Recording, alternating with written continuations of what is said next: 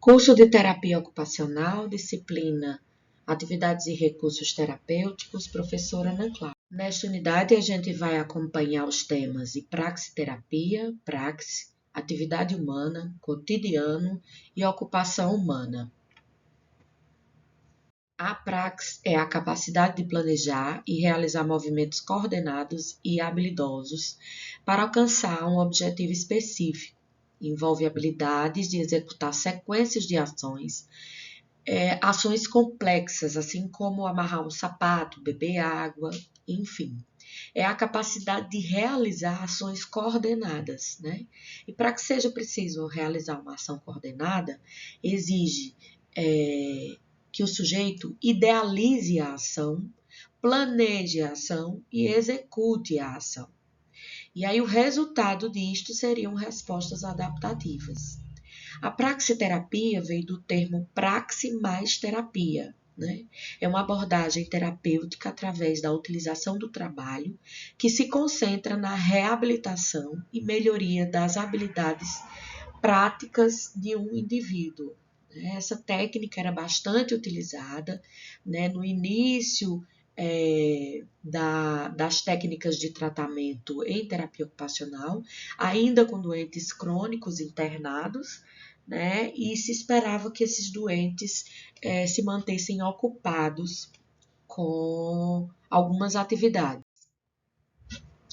Aí vamos explanar aqui o uso da praxiterapia em diversos países do mundo, né?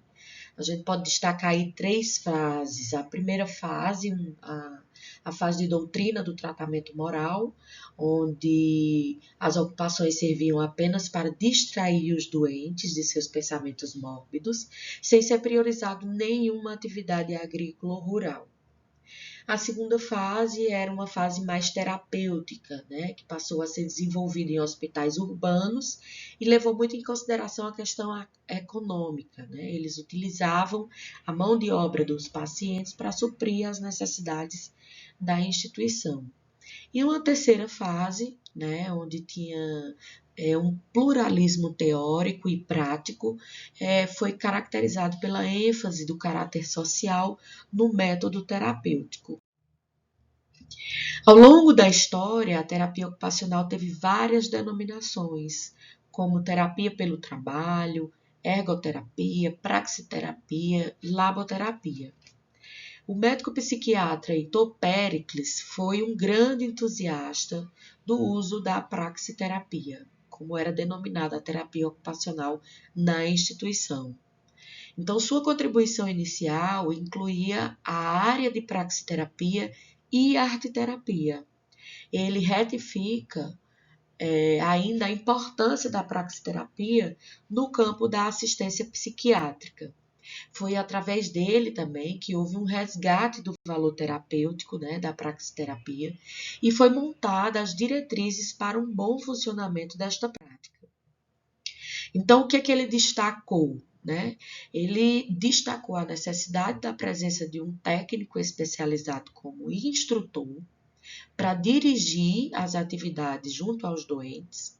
Ele também colocou que os técnicos deveriam possuir conhecimentos de enfermagem psiquiátrica e conhecimentos das diversas modalidades de trabalho ofertado. Ele também destacou que os trabalhos em oficinas, os trabalhos manuais, a jardinagem seriam mais adequados em hospitais urbanos. Colocou também que as ocupações agro-rurais e industriais deveriam ser priorizadas nas colônias e também colocou a utilização de jogos de salão, atividades esportivas e ginásticas, sala de leituras, teatro e cinema como recursos terapêuticos.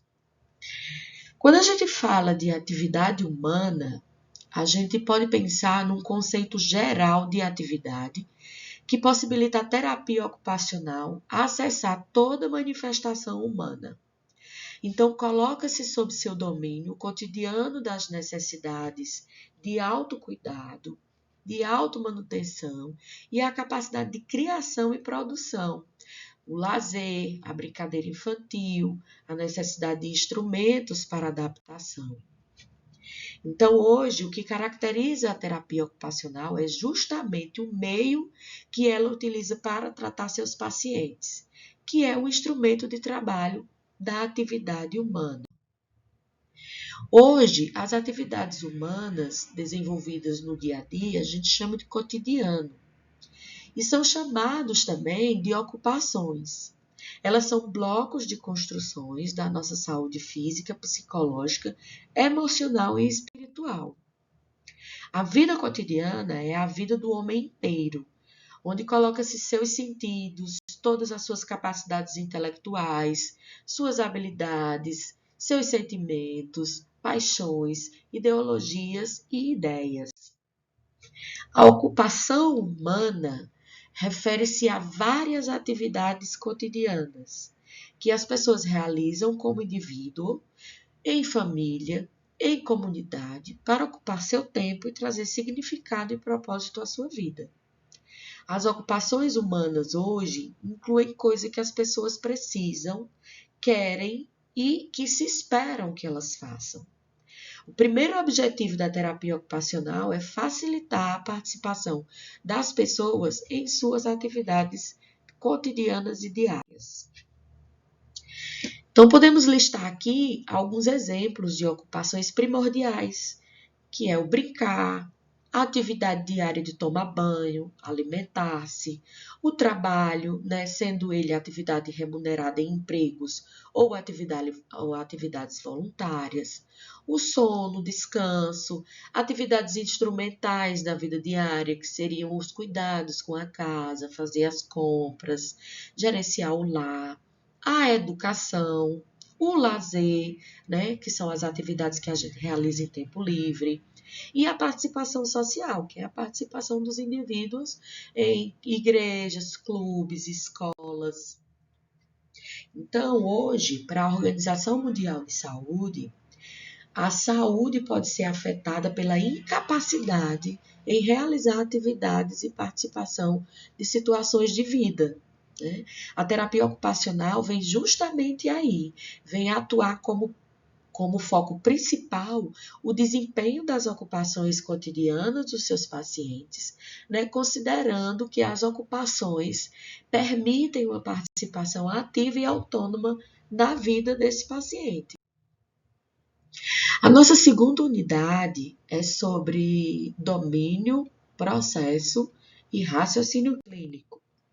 Para a gente pensar sobre domínio, processo e raciocínio clínico em terapia ocupacional, a gente precisa entender quais são os pilares da terapia ocupacional. Então, o que seriam esses pilares? Né? A gente deve considerar os valores e crenças fundamentais enraizados na ocupação, o conhecimento e a experiência do uso terapêutico na ocupação, os comportamentos e normas profissionais e o uso terapêutico do eu. Esses pilares proporcionam aos terapeutas ocupacionais uma base fundamental para a sua atividade profissional. Então, aqui, sobre o que é domínio, né? O domínio é o marco inicial do trabalho do terapeuta ocupacional. É um guia para propor os serviços aos pacientes e determinar os aspectos que podem ser abordados no exercício da profissão. Então, tudo que precisa ser avaliado pelo terapeuta deve ser contemplado nessa fase de domínio. Então, a gente traz aqui quais são os aspectos que devem ser considerados, né, antes de um atendimento. Então, a gente deve avaliar as ocupações do paciente, os contextos, o padrão de desempenho, a competência de desempenho e os fatores do cliente. Todos esses aspectos de domínio interagem para apoiar o envolvimento e a participação em terapia ocupacional. Em relação ao aspecto ocupação, a gente tem que avaliar as questões da atividade diária, as atividades diárias instrumentais, a gestão do paciente com a saúde, o descanso e o sono, a educação do paciente, o trabalho do paciente, o brincar, o jogar, os períodos de lazer e a participação social. né? A participação em ocupações considera tanto o meio como o fim do processo de terapia ocupacional. Um outro aspecto que deve ser considerado são os contextos.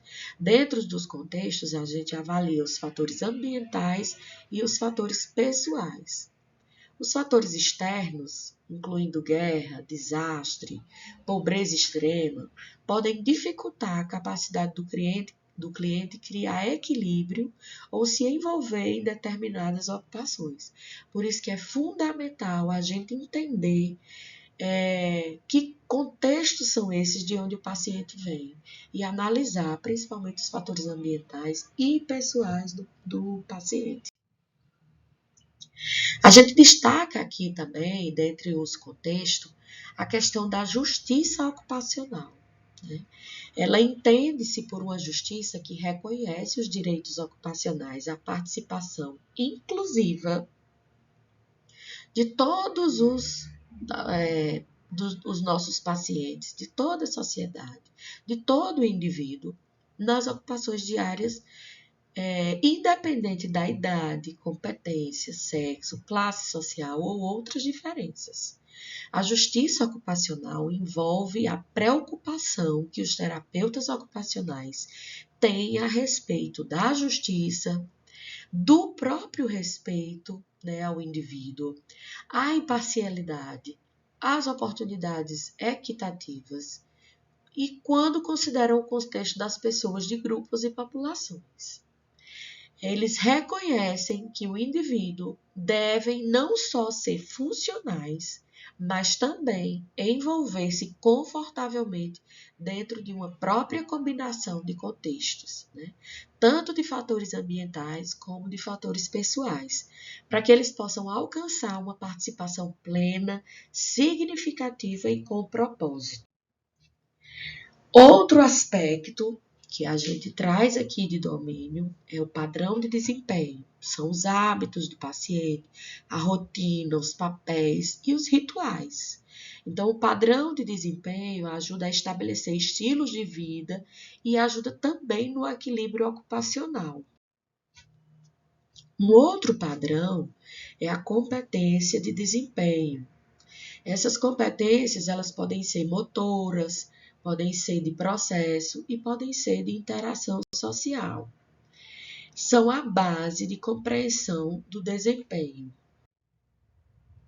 Então, para se fazer uma análise de competência, é preciso planejar intervenções adequadas.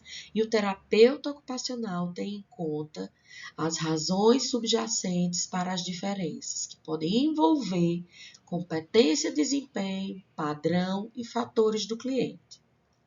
A hipótese de intervenção será gerada com base no que o terapeuta ocupacional analisa quanto o cliente está efetivamente a desempenhar as ocupações. E uma limitação, ou seja, um comportamento apressado, por exemplo, de uma pessoa ansiosa, pode observar ou facilitando ou dificultando essa questão da análise de competências.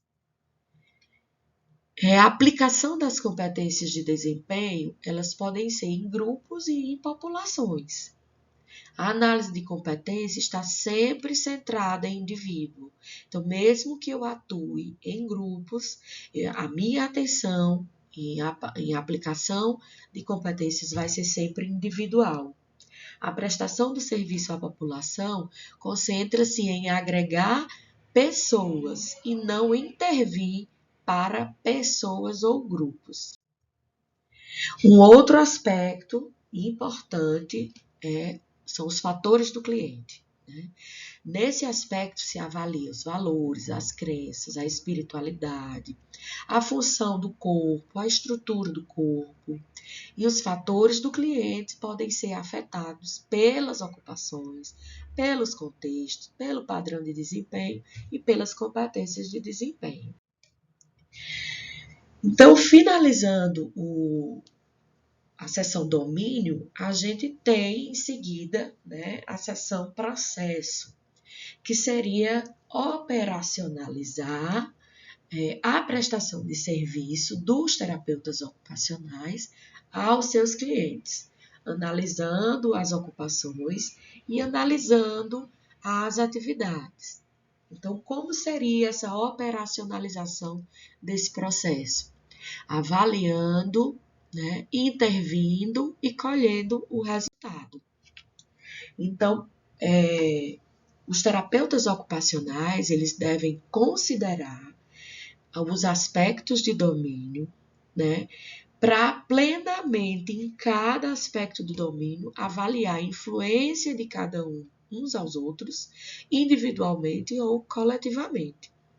Esse processo ele tem de ser fluido, dinâmico, né, e basicamente com foco nos resultados.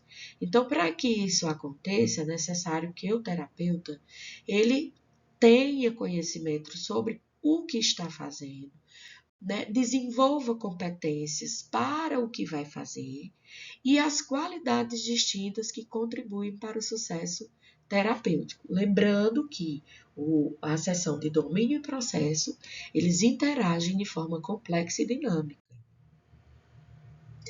A operacionalização do processo, ela inicia pela avaliação. Então, essa avaliação vai determinar o que o paciente precisa fazer, o que o cliente pode fazer, o que ele tem feito, o que contribui para a saúde dele, bem-estar, e o que é barreira. Então, a gente avalia os facilitadores e as barreiras do que o cliente precisa fazer, tem de fazer ou tem feito. Nesse processo de avaliação, ocorrem interações iniciais e subsequentes com o cliente. Né? O tipo e o foco de avaliação depende do contexto da prática. Todas as avaliações devem considerar a necessidade complexa e multifacetada de cada cliente. Então, a avaliação consiste em analisar o perfil ocupacional do meu cliente e o desempenho ocupacional do meu cliente, sintetizando para fundamentar um plano de intervenção. A intervenção seria a segunda etapa, né, do processo. Então, esse processo de intervenção consiste em serviços prestados pelo terapeuta em colaboração com o cliente para facilitar o envolvimento na ocupação. Os tipos de intervenções em terapia ocupacional são categorizados como ocupações e atividades, intervenções que suportam ocupações, educação, treino, advocacy, intervenções em grupo e intervenções virtuais. Esse processo de intervenção está dividido em 3 etapas. O plano da intervenção, a intervenção propriamente dita, na sua implantação, e a revisão da intervenção. O que seria esse plano da intervenção? É tudo que vai orientar as suas ações, tudo que você precisa colher para orientar as suas ações. Então, você precisa considerar os pilares da terapia ocupacional, considerar a necessidade de desempenho do cliente, a influência coletiva dos contextos, a competência dos padrões, o contexto de prestação de serviço em que a intervenção é realizada, e a melhor evidência possível. Então, dentro do plano, você também já vai fazer uma prévia dos resultados que você precisa alcançar. Em relação aos contextos de prestação de serviço, a gente tem aí 2 modalidades de contexto. Né? A gente tem o contexto intraprofissional e o interprofissional. A abordagem intraprofissional é quando eu trabalho juntamente com outro colega terapeuta ocupacional, somente. A abordagem interpessoal é quando eu divido o meu trabalho com uma equipe de profissionais de reabilitação. Exemplo, médicos, psicólogos, fonoaudiólogos, fisioterapeutas, enfim. E essa minha atuação pode ser uma prestação de serviço direta, ou seja, diretamente ao meu paciente, em ambiente como hospital, clínica, empresa, escola, ou indireta. Como é que seria essa prestação de serviço indireta? Oferecendo os meus serviços em formas de consultoria a entidades, como professores, como equipe multidisciplinar, como instituições comunitárias. Então, o que é que significa isso? Eu posso prestar orientações, né, fornecer consultorias sobre como esses professores podem lidar com seus alunos, como essas instituições comunitárias podem estar lidando com os seus associados, né, com os seus dependentes lá e pessoas que utilizam essas instituições, enfim. E eu também posso fazer uma abordagem pontual, né? Inclusive uma abordagem como telesaúde, né?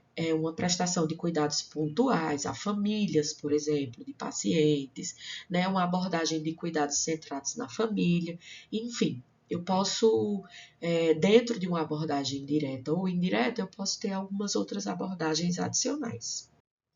Então, voltando aqui à operacionalização do processo, a gente entra na segunda etapa, que seria a implementação da intervenção. O que seria isso? É colocar em prática o que a gente planejou anteriormente, né? É transformar tudo aquilo em ação, né? Para que o processo de avaliação seja executado, né? Então, a gente precisa, dentro do plano de intervenção, montar nossas ações, monitorar as respostas através daquilo que a gente colheu na avaliação e reavaliar continuamente esse processo de intervenção.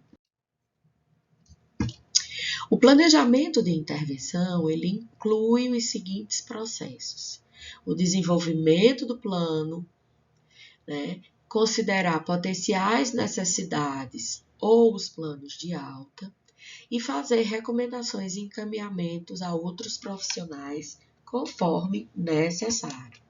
Então, como é que eu vou desenvolver esse plano de intervenção?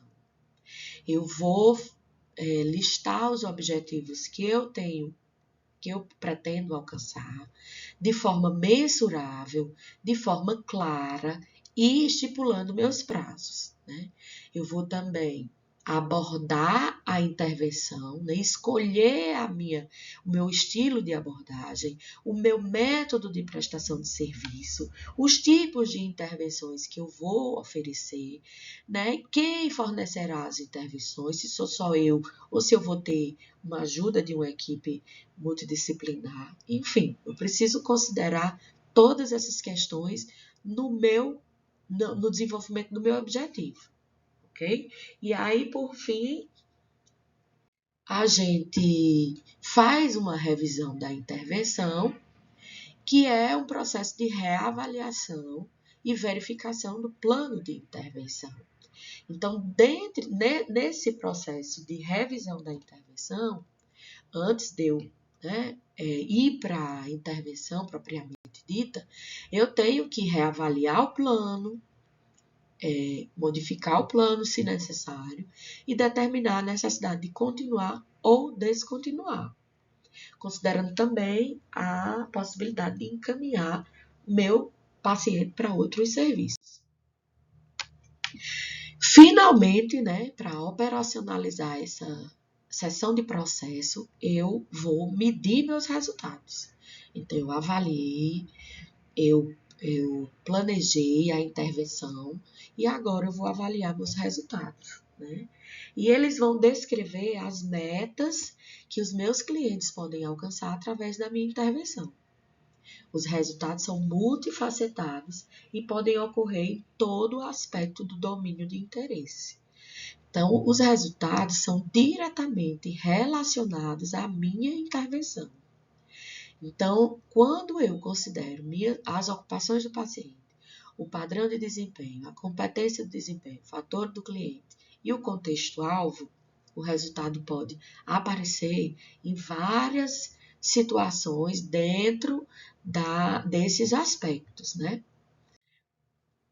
E aí, os resultados esperados podem ser resumidos como Desempenho ocupacional, então a melhora do paciente no desempenho ocupacional dele.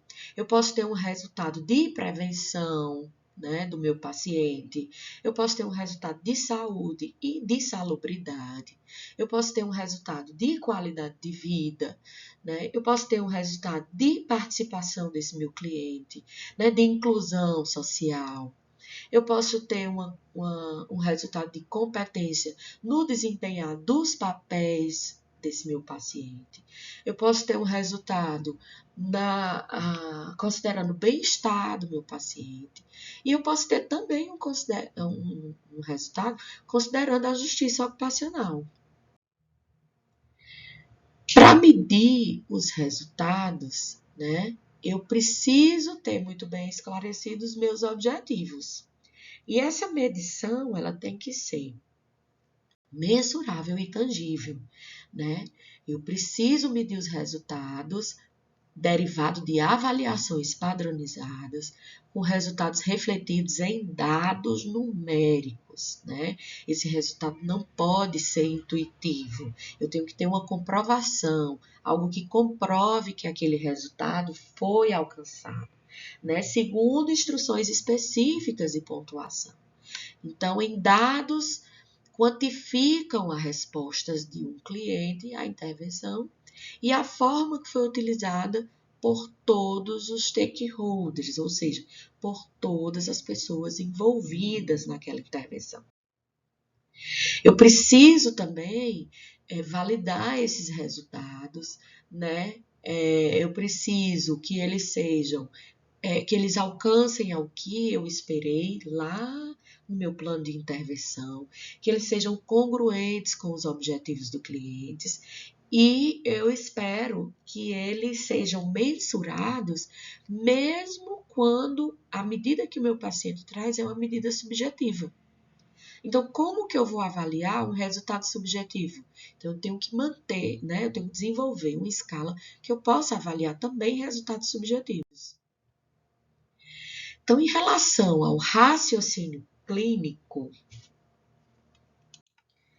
que é o último tópico da nossa segunda unidade, a gente pode trazer aqui a ideia de que o raciocínio clínico em terapia ocupacional é a base narrativa, né, no sentido de ser o pensamento trilhado no particular que se preocupa com as conexões entre os eventos específicos para explicar os motivos e a deliberação sobre o que é apropriado no caso específico.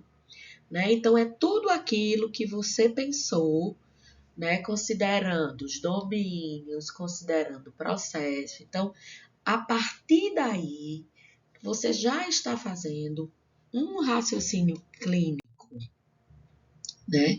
E existem vários aspectos de raciocínio em terapia ocupacional. A gente pode destacar o raciocínio científico, que envolve uma lógica aplicada a métodos científicos, como testes, hipóteses, né, reconhecimento de padrões, tomadas de decisão. A gente pode considerar o raciocínio diagnóstico, que é como eu vou pensar de forma a investigar ou analisar as causas da natureza e das condições que requerem intervenção. Eu posso também utilizar um raciocínio procedimental, que como eu vou usar as intervenções para identificar condições, como é que eu vou me basear em teoria para refletir os hábitos e a cultura de uma instituição, por exemplo. Eu posso utilizar um raciocínio narrativo, né, que é uma forma de processo de raciocínio usado para compreender as circunstâncias particulares das pessoas, o efeito da doença, a incapacidade, os problemas de desempenho. Né? Eu posso usar um raciocínio pragmático, que é um raciocínio prático, né?